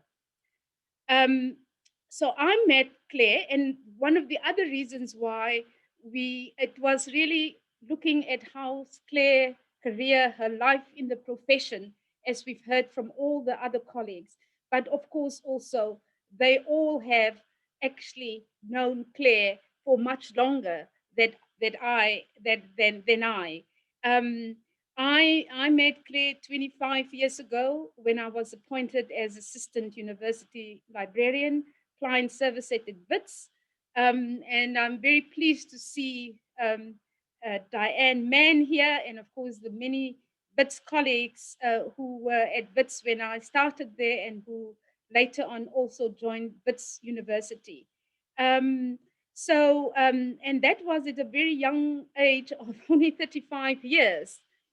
And although I was Clare's line manager at Wits, I have regarded her also as my mentor. And there's no such thing that it doesn't have to be somebody that is necessarily not your boss, can't be a mentor. And a mentor, especially in terms of library associations, a mentor in terms of her experience that she had had in the profession. And of course, also her background and experience at Wits. I was very fortunate, I think, to be at Wits and having had Clare at Wits at the time. And as they say, you know, one tends to be, you know, the saying that goes that, you know, being at the right place at the right time. So I was indeed at the right place and at the right time at Wits. And it's through that I became involved for the first time then in my career, involved in an association. So I was encouraged also to attend that first ULIS conference. I've never been involved in any library associations. I came from the Cape Town and the LIWO, the Library and Information Workers Organization, as an alternative to the other organizations at the time was formed. But it was through that, and I think as being at Wits, that I do believe have had the greatest impact on my career. I've learned a lot from Clare. As I said, I regarded her also as my mentor. I think she guided me more than I guided her. And as I said, our journey in the profession, and for me as such, becoming more involved in the broader profession, was as a member of the interim executive committee in ULIS, and then after that throughout my career, until I've learned, and as the LIASA president will speak later, that until the very last day, my understanding was that Clare was still involved, actively involved, and so committed in terms of the profession. So many of our colleagues spoke about her. Many of them have posted messages, and I can also just share each and every one of that and associate with this. Later years, I was no longer so active involved in LIASA due to my other commitments, but our engagement with Clare continued at the times that I was able to attend the LIASA conferences at IFLA in various parts of the world. And then later on, when I moved to Stellenbosch University, she and Elizabeth were regular attendees at the Stellenbosch University Librarian Symposium. And she then, of course, she paid, I think before that, also attending IFLA. She had funded her own traveling and her participation in many of these activities, even while she was still employed. And I know one of the reasons she came also, in addition to still wanting to make a contribution, was when, of course, for her annual, she and Elizabeth's annual holiday in Cape Town that Genevieve referred to. So as I said, Clare have had a profound impact on my career and in my roles in LIASA and in IFLA. Most of all, I think, as we've heard from everybody already, Clare was the most articulated librarian, I think, of our time. A critical thinking, a critical way in which she was able to address issues. Her dedication to the profession is unsurpassed. If there was, I was also saying to colleagues, if there was a gene for librarianship, I'm sure they would have found that gene in Clare, because librarianship was indeed in her DNA. And I think, I'm not sure if there's anyone else that I know who have invested so much in the profession, in our profession. Her commitment, her loyalty to LIASA, and her profession, and our profession. She has been respected, as we've heard from everyone speaking today. But she also respected everyone that she knew. She treated everyone with respect and with dignity. As we've heard, she was constructive. She was supportive. She always wanted to find a solution, that when we were not able to agree, as we've heard also from the other colleagues, that there were times that people, when we were busy with the ULIS process, that people said, no longer, we can't continue with this. We're going to withdraw, we're going to resign. And as we've heard, and how we set up at night, and how we had to push forward, because there was a lot at stake. And I think, as somebody earlier on, Nikki said that at the beginning, oh no, she responded to when Nora sent a message that the dedication that Clare wrote about Haffiji, and Nikki said, you know, this is what we want, and every LIASA member and every member of our profession can hear. And I think today, for me, hearing and having heard all our colleagues that, you know, that Clare was able to brought us together today, have assembled us here. You know, these all extraordinary individuals who have played such a major contribution, such a major role in the profession, developing the profession here in South Africa and on the continent, that we can be proud of what we have achieved. It is just extraordinary. And it shows what an extraordinary librarian, Kay, and professional Clare was to all of us. Now, I've tried to look up what are the top characteristics of extraordinary librarians. And you would not be surprised that number one is, of course, and maybe in a sense cliche, a love for reading. And that we can definitely tick in terms of Clare. Some of the others I added: a strong commitment to the profession, knowledgeable, and then dedication. And this, I think, the greatest character that is perhaps sometimes underestimated of librarians, and that is this belief in that about continuing education, that we always learn, that we never stop learning, because even if it is whether you catalog a new book, or when you order a new title, or when you have to process or find the material, you know, every time when a user come and ask you something, or that you have to help somebody, it is, you find something new and something that you didn't actually know before. And that for me is probably the best thing about being a librarian, is the fact that I can learn, and as we have evolved over the years, and I think that is what Clare Walker personifies when it comes to, you know, these top characteristics of extraordinary librarians. And if there's one thing that we've heard about her dedication, we've heard about, you know, each Genevieve, every person that had spoken this morning so far have mentioned, you know, in one way or the other, one of these characteristics. But if there's probably one thing that I was not sure to what extent we can tick this to Clare, and that is highly organized and detail orientated.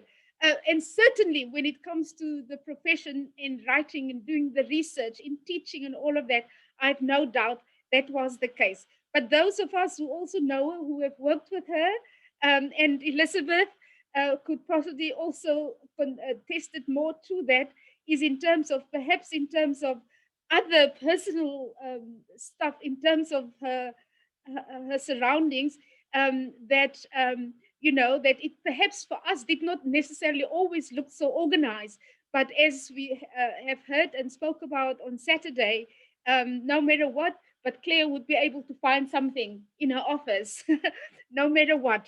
So we sometimes too afraid to go into Clare's office because there was just paper and books everywhere, but she was always able to find what she needed. So definitely that's Clare. And I want to end with something that I have read also in preparing for that. And that is also, what are the distinctive qualities? So I've talked about the top characteristics, but in terms of the distinctive qualities of extraordinary librarians. And this is what I've found, and I'm going to read this. In any occupation, for becoming a good professional, it is very essential to match the personality profile of a person with a specific career. The degree to which the members of a profession have embraced its values is of particular concern to the community as a whole, as well as the profession itself.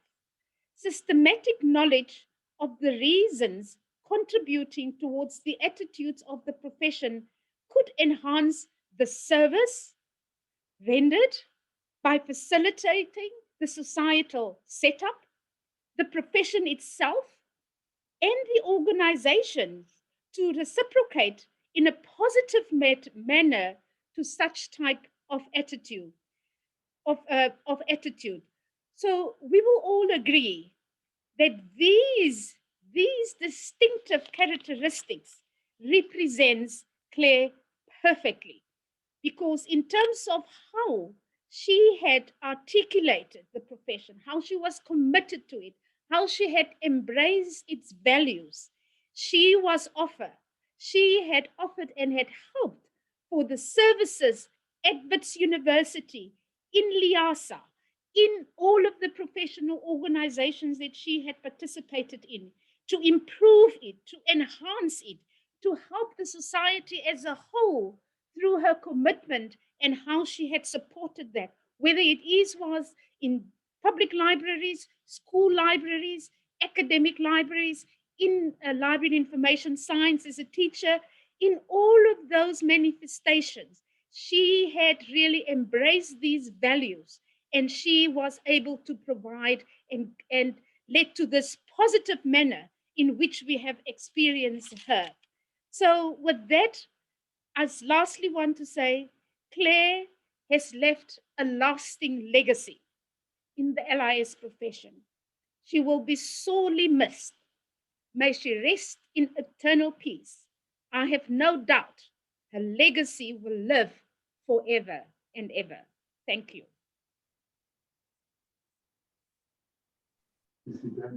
Thank you, Ellen.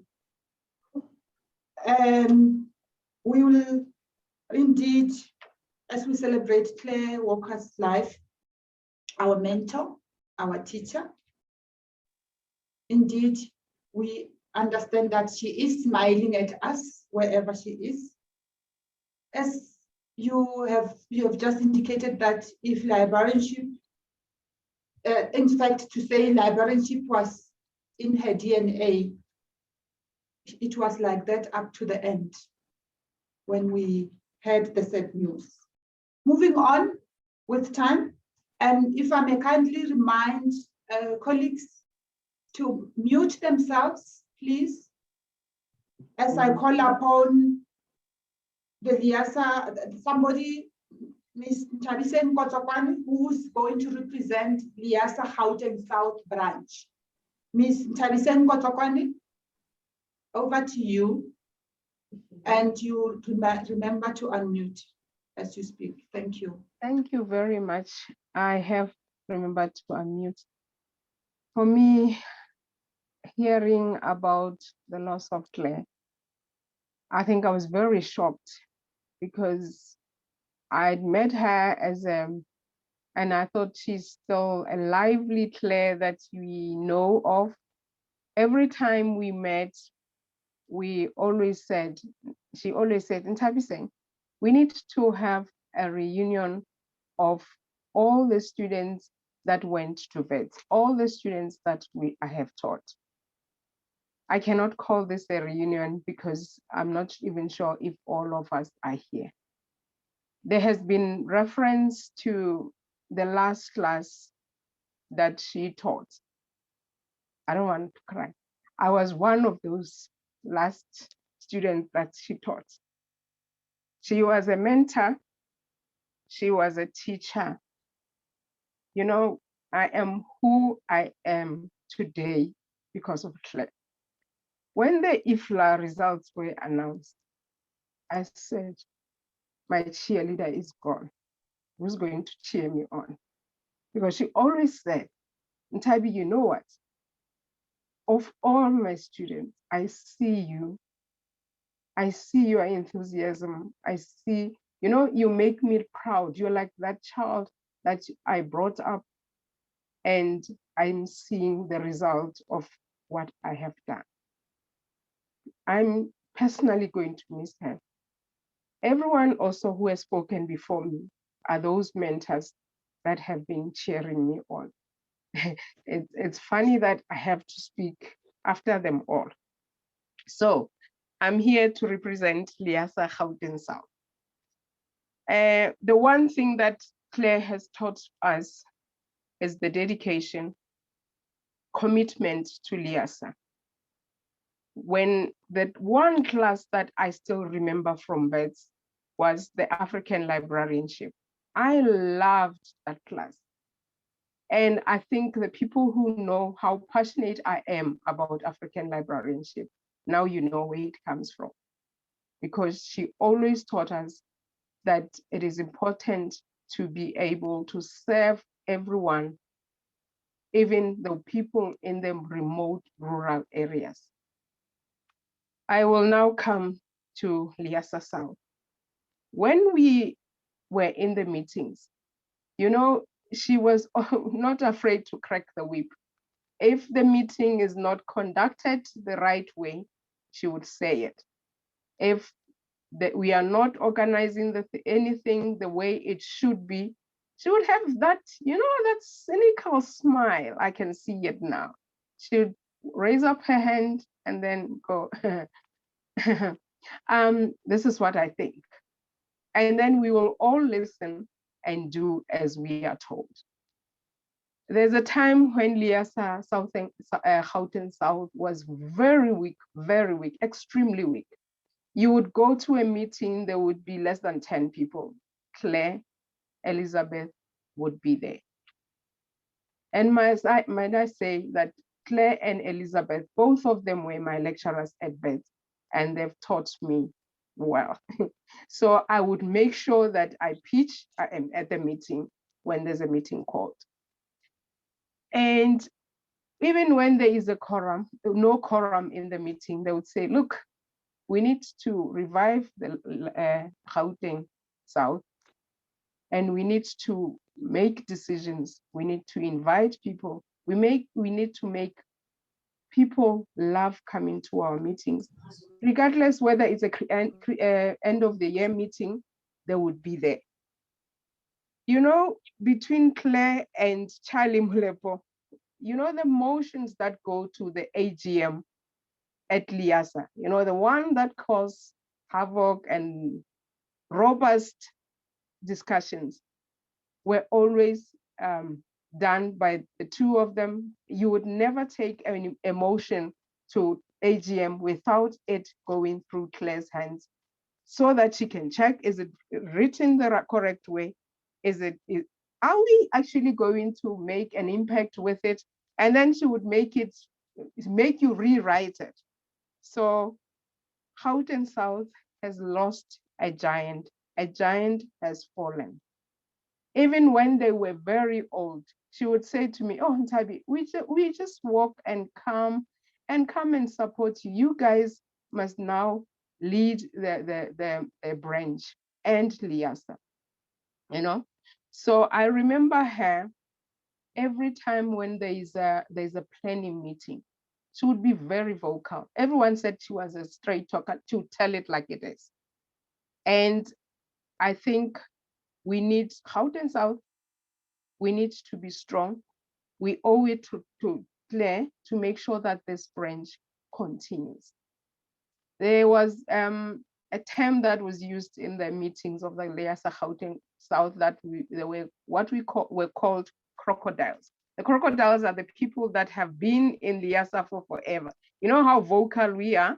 So she would say, okay, look, you have made the plans, but hear from us, because we have been here as a mentor, as a straight talker, as someone who wants things to be done the right way. She would make sure that the meeting goes quite well.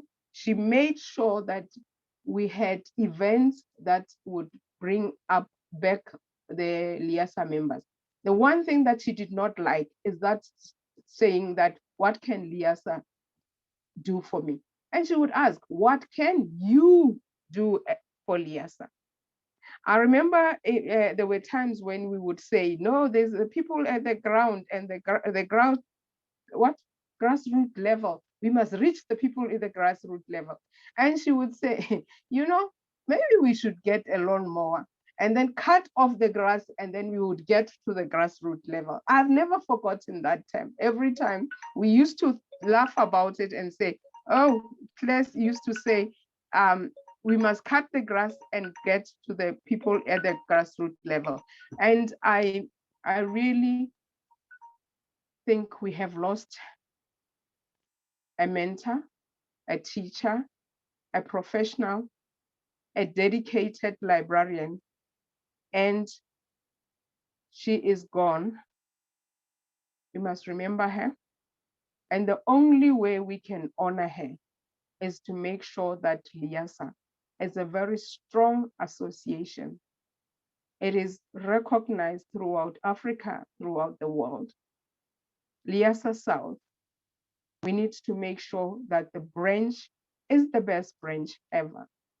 When we did the nominations for the Librarian Awards, the Librarian of the Year, she would sit there and go through the application, adjudicate.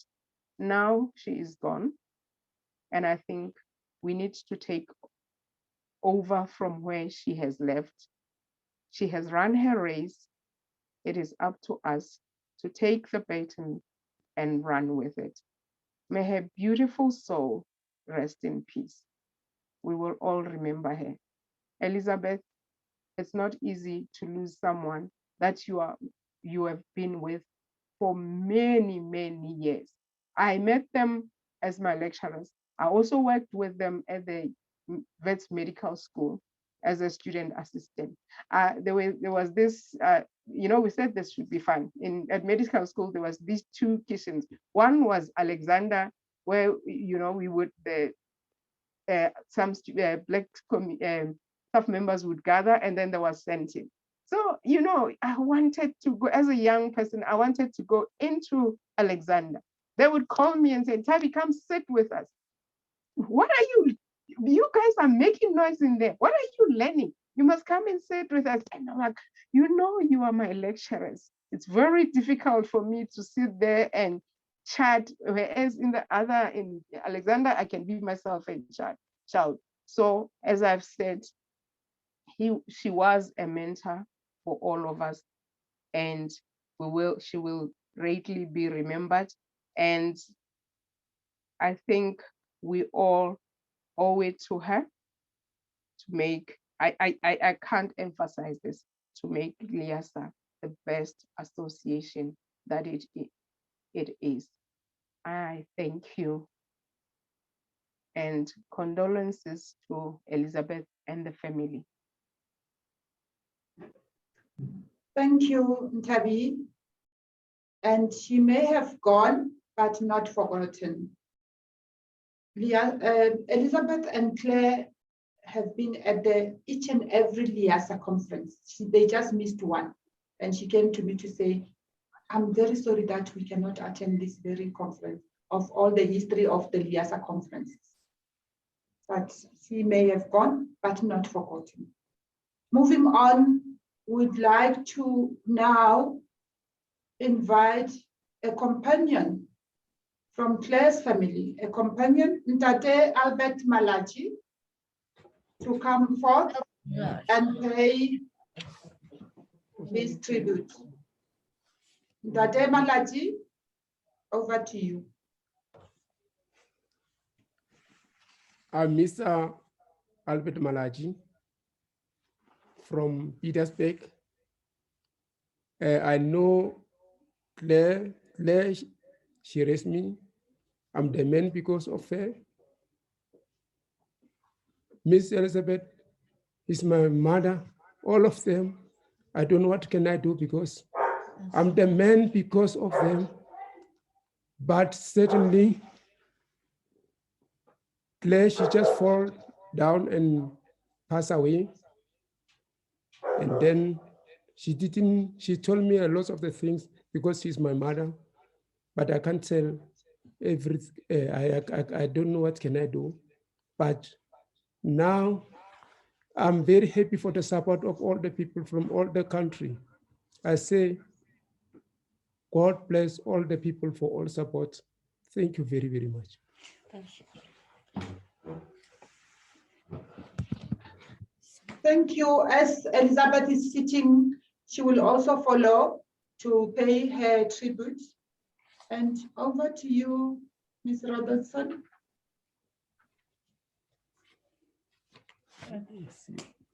You can speak, I think. There you are. Elizabeth and Malatji are sharing the gadget because they are together in the family.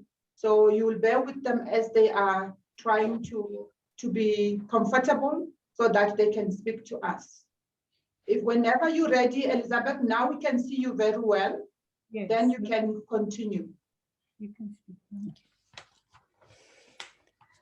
Good morning, friends and colleagues. It has been very moving to hear all the professional memoirs about Clare, and I think they're all true. Clare Walker was a one-off. She had a good inventive brain. She developed great powers of concentration, and from a shy and silent childhood, can you hear me? She developed a gift of understanding the miserable and unfortunate, and those as shy as herself. And she found an almost ferocious humanity by reaching out with kindness, wit, strength, and imagination. Libraries don't always get people like this. For me, it has been very nice to hear from so many of the old names so that you can understand Clare's place in the profession. I'm going to talk about Clare as a partner. But first it was very nice to hear Genevieve, Robert Moropa, and to have reference to the great and short friendship with Patience Maisela of ALASA. She went too soon as well.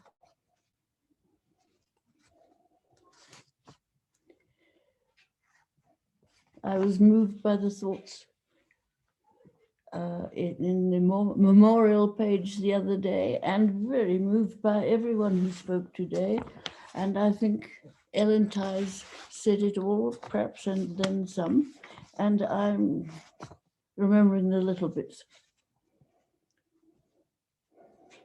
She was a tremendous teacher. She maybe derived some of her support from her lively objection to the pompous or authoritarian. Her steady judgment made her not too impressed by the self-important. Serious herself, she tended to laugh at the over-serious people. Clare met the library profession just ahead of meeting me. We started out with fierce public arguments at professional meetings about whether a librarian should pander to the wishes of one's clients. We were talking about different situations, of course: overbearing professors, timid students, shy new public borrowers, or fierce social matrons. She was at this time recently qualified and lecturing at library school. She was teaching management in libraries, and I was in a new job at early management level.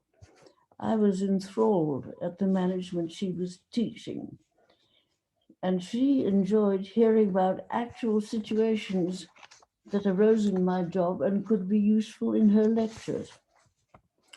So, in the decades that we were together, there was still lots to talk about. Clare then started to rise quickly in the ranks of professionals at directorship levels almost, while my small entity got involved in online information retrieval. At one conference we both attended, there was a food problem during the early days of transformation under the new government. We were meeting in a small town where the local catering committee had trouble feeding several hundred brushed and hungry librarians. A few delegates fell ill, including me.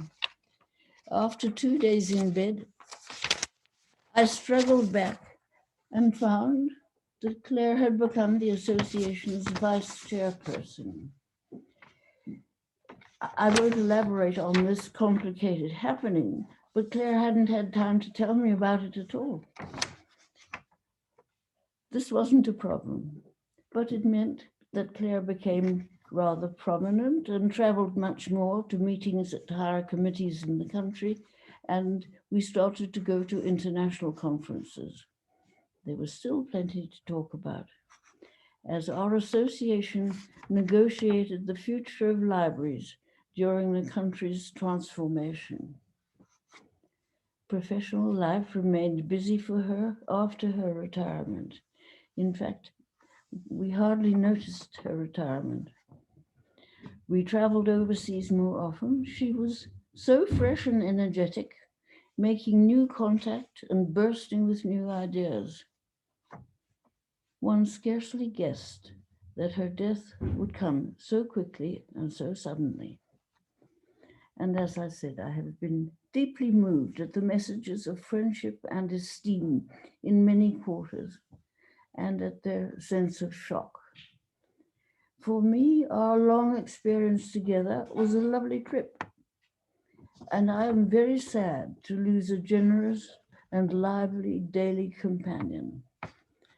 And the depth of her thinking I found always and every day very stimulating. She was a good teacher on every level, you've heard, with a gift for finding and drawing out the talents of people. I saw the result in the past students who kept up with her. Nthabiseng, Kotsokoane, I think I've got her name, I hope so, is a wonderful example. Somebody who keeps up the tradition. That's almost all I have to say. You may think that I sound like a breathless, soppy old woman. Well, that was life, but we did celebrate our time together. Thank you all for this opportunity, and thank you for letting me see all your faces. That was very good. Thank you.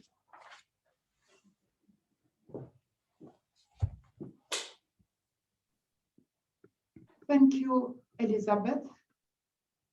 And you actually reminded us that we are actually seeing Clare talking as you've been talking and paying that tribute beautifully to the person that was very close to you.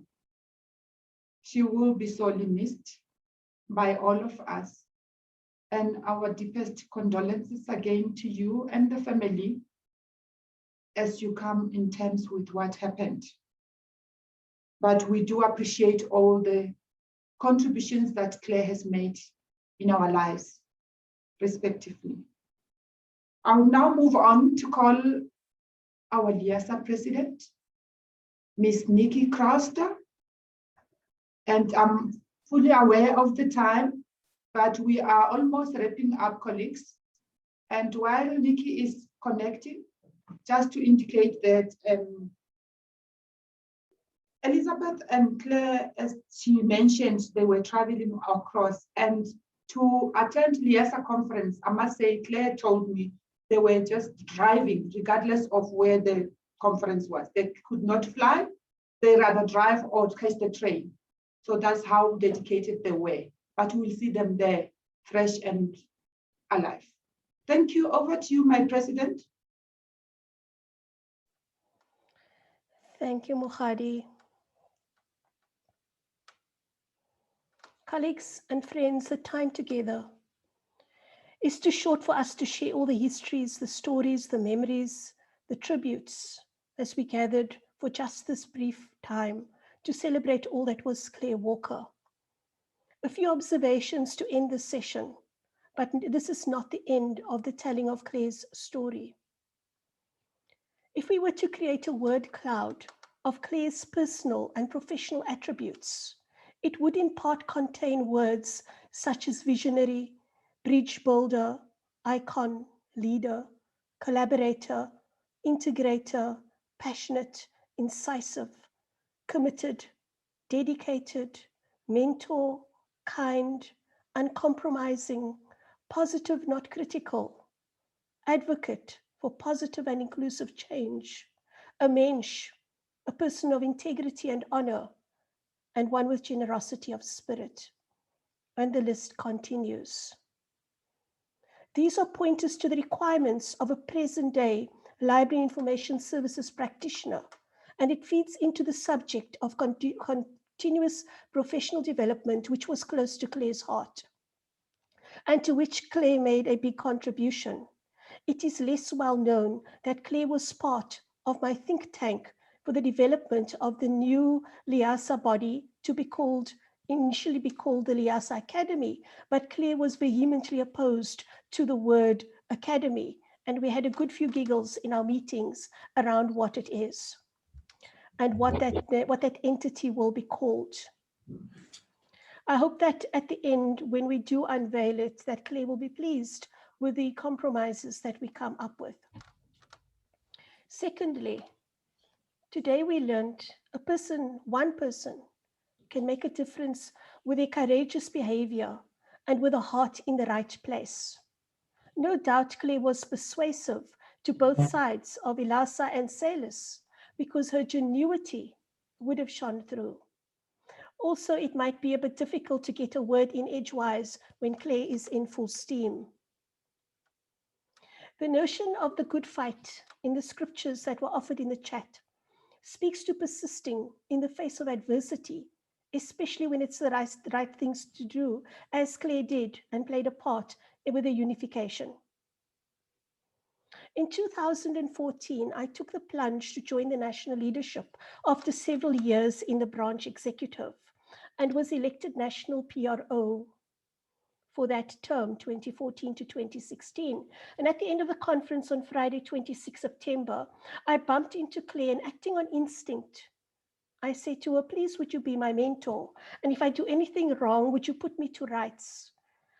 This was born out of my deep respect for her as part of the ongoing LIASA leadership. She didn't respond to me that time, but in the years that followed, Clare became a guiding voice, generous with praise and humble with suggestions. I've grown accustomed to having that compass, and I miss her terribly. Last Monday, Clare and I were chatting with the intention to continue the conversation later in the day. And perhaps a bit prescient, I kept on checking my email, waiting for the promised email. And the next thing was that getting the telephone call from Elizabeth to share that Clare had gone had shaken me to my very roots. As with many others, I have been a recipient of Clare's generosity of spirit when it comes to professional molding. And I do hope that in the years, I would be a worthy example of Clare's mentorship and leadership. The poems and scriptures presented today reminds us that death is a transition. Death, be not proud. Death, where is thy sting? Because while today Clare is not here physically, she is very much alive today in our memories and will remain so as a role model in LIASA. Excuse me. We give love and comfort to Elizabeth. Elizabeth, you have generously shared Clare with us over the years, and Clare's love for you was unmistakable. Clare's sentences usually were Elizabeth and I. We must defend LIASA in honor of Clare's legacy and amongst many other reasons. The association and professional body came about because of the persistence and the tenacity of stalwarts such as Clare and other people who are on this call today. And it is our duty and our responsibility to ensure the continuation of LIASA as the voice of the LIS sector in this country, on the continent, and internationally. We have amazing leaders. Some of them have left us. Faith, Clare, but we have leaders right now in our midst whose examples we must follow, and we must continue to carry the LIASA flag high, because LIASA is the vehicle of that blood, sweat, and tears, tenacity, the late night meetings, the sacrifices that many have made. Thank you again for your contributions to this event. We close the session now as I hand over to the program director for closing with the request and the thought and the prayer that may Clare's soul rest in peace. Thank you. Thank you, my president. And let me thank you all for coming and joining us this afternoon to pay tribute to this remarkable person. Allow me to extend our sincere gratitude to all our distinguished speakers for partaking in this service. The LIASA President, Ms. Nikki Crowster, and the Executive Committee for your tireless efforts. Ms. Nelisiwe Sitole, for being our liaison with the family. Ms. Lyndon Klapo, in fact, she's also giving me support here in the office for assisting me with the contacts for the speakers. The Wits Library Management, Mr. Paiki Muswazi, the University Librarian, for hosting us at Clare's last office. Ms. Janet Zambri, for all your hard work and collaborating with LIASA in organizing this memorial service. The Wits IT, for all your support. We've got them with me here at the moment, and they've been with me throughout in setting up all this to make this memorial service possible. Dr. Lefose Makgatlela for assisting Dr. John Tsebe with the recording, because he has experienced the load shedding this morning. So we have managed with his pre-recording. Ms. Annemarie Hussein, our LIASA manager, for according us the platform, the Zoom platform that we are using today. Colleagues and everyone else, we thank you sincerely for joining us and being part of this remarkable memorial service for this outstanding librarian today. Clare will remain an unforgettable part of the LIASA history, and we are very proud to call her one of our own. May her soul rest in eternal peace and rise in glory. Thank you all for attending. And Rebecca? I've seen the hand. Yes, Ellen, is that Ellen? Yes. Yes. Could I just have a very small request? I don't know when we will all see the people that are here today again. If we will have an opportunity to bring this particular group of people together. So, and Elizabeth said something like, you know, it's so great to see your faces. I think it would be great if those that don't mind, if everybody before we end, finally, if those who don't mind can just switch on the camera to see them. Thank you. Yes, and I will ask Lindy, who's with me here, and Simon and Shepard to come and join me as well. We can mute, but when we will try and be all of us here. And Where are you guys? Why are you not? I die. Oh, they can see you. It seems they can see. Oh, great. Rebecca, ask everyone to turn on their cameras, please. Yes, can everyone turn on your cameras, please, as much as you are muted, but we are requesting you to turn on your cameras for the photo, please. It will be lovely to see all of you. Thank you very much, all of you. Oh, never mind. I need help. How do you turn on the computer, the camera? Where is it? We can see you. There's a video icon, Genevieve, at the bottom left hand Next of your to your screen. Next to your mic. It's everywhere.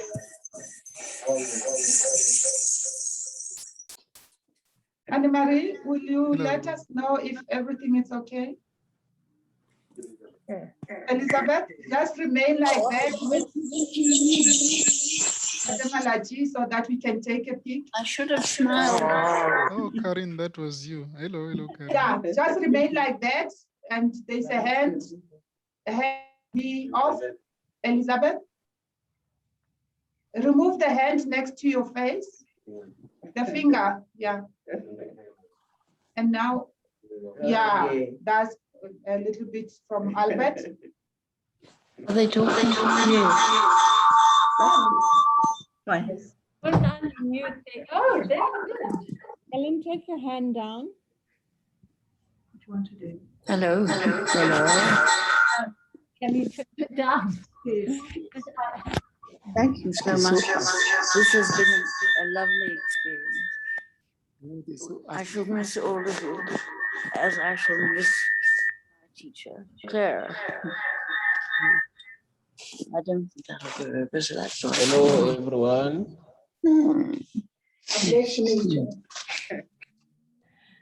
Hugs and kisses, Elizabeth. Just people talking about it. Can you get more sound or not? Hello, Di. What are you talking? Hi, Thanks, Rebecca. We done. Thank you very much, Anne-Marie. Thanks, Ellen, for reminding us of what. Hello, Ellen. Hello, Elizabeth. Take care, everyone. Thank you, Elizabeth. You were my first line So manager good to see at all of you. Wits Medical Library. Thank you, Kay. 1978, but that's a long time ago. My deepest condolences. Hear that. Thank you. Elizabeth, I have nothing to say. I shall simply write to you later. This is Debbie. Debbie, surely. Oh, Yes. Yes. Yes. Debbie? Yes. I shall write to you later. That's beautiful. that's really nice. Am I supposed to speak to Debbie? No, don't worry. No, don't worry. Just here I am in Brighton. Hello. That's wonderful to see. I shall write later. We have been talking about you.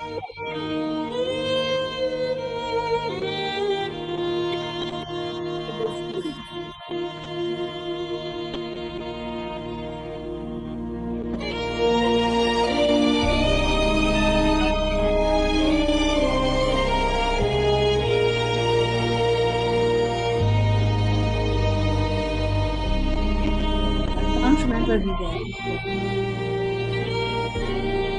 Looks like Robert.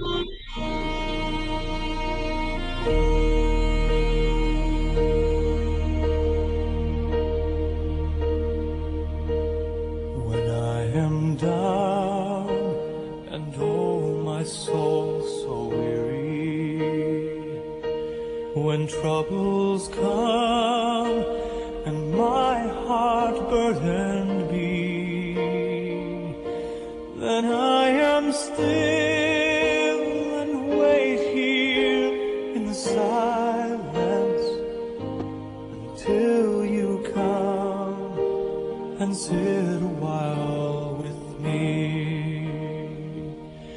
You raise me up so I can stand on mountains. You raise me up to walk on stormy seas. I am strong when I am on your shoulders. You raise me up to more than I can be.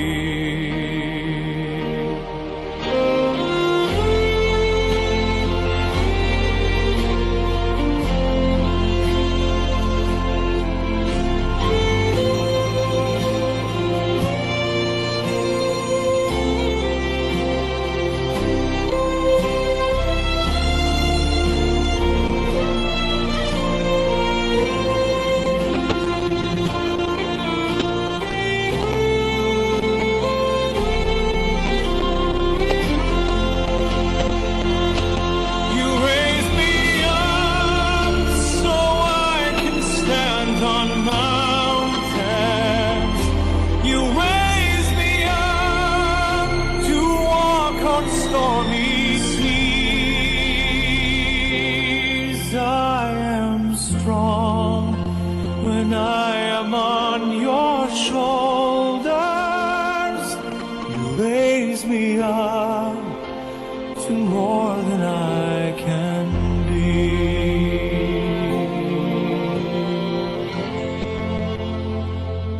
You raise me up so I can stand on mountains. You raise me up to walk on stormy seas. I am strong when I am on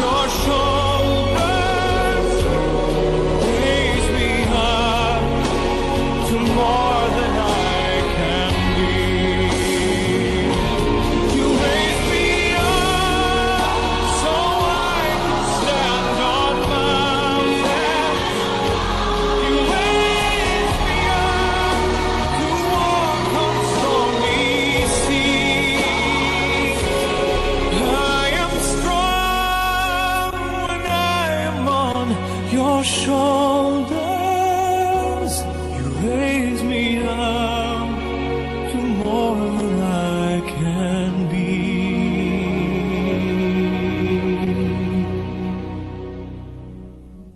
You raise me up